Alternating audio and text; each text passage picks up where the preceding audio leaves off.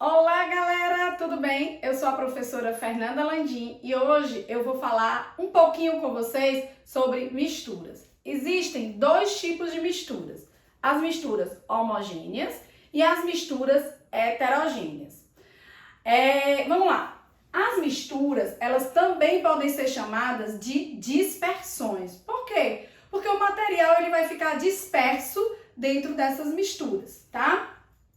A mistura homogênea, ela também pode ser chamada de solução. Então, quando eu pego uma solução, eu estou me referindo a uma mistura homogênea. Vamos pensar aqui no medicamento. Alguns medicamentos têm assim, esse medicamento é uma solução. Isso está me dizendo que é uma mistura homogênea, tá certo? Então, a mistura homogênea ela é formada pelo solvente, que vai estar sempre em maior quantidade, e o soluto, que vai estar em menor quantidade. E eles sempre vão formar uma única fase. O que é isso? Fase? Eu não vou conseguir diferenciar, por exemplo, aqui nesse exemplo, a água e o sal. Eu não vou conseguir diferenciar onde é que está a molécula de água, H2O, e onde vai estar o sal. O sal ele vai ser dissolvido na água, ele vai se misturar na água. As suas moléculas a molécula do sal vai interagir com a molécula da água, tá?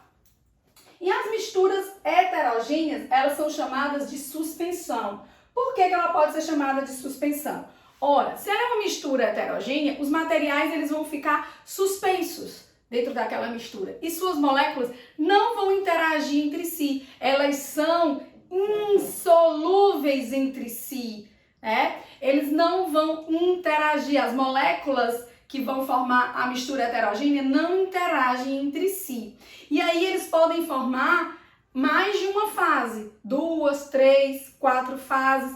Vai depender das substâncias que estão compondo essa mistura. Só lembrando, toda substância ela é pura e ela é formada pelo mesmo tipo de molécula. E aí, a união de moléculas diferentes dentro do mesmo sistema, eu tenho as misturas. As misturas, elas podem ser homogêneas, quando só tem uma fase e elas são solúveis entre si, ou elas podem ser heterogêneas, quando as moléculas que compõem as substâncias, elas não interagem, elas são insolúveis entre si. E aqui eu tenho um exemplo, o famoso exemplo, né? Água e óleo. A água e o óleo, eles não se misturam, ou seja, as moléculas não interagem entre si, elas são insolúveis.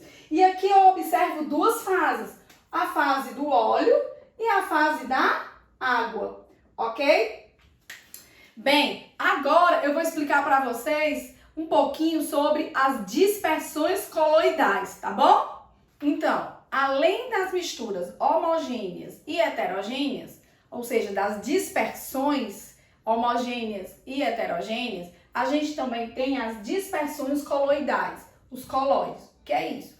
São misturas que parecem ser homogêneas, mas são heterogêneas. A gente diz que é um falso homogêneo. Temos 3 exemplos aqui para citar: o leite, o sangue e a maionese, que são os exemplos mais conhecidos.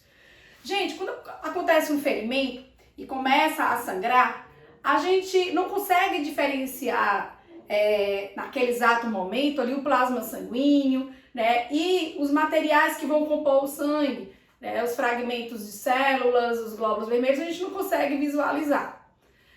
Mas, se eu colocar no microscópio, eu vou conseguir separar, né? Eu vou conseguir visualizar. Ou até mesmo se eu deixar lá o sangue, se eu retirar, colocar no tubo de ensaio e esperar um pouquinho, né?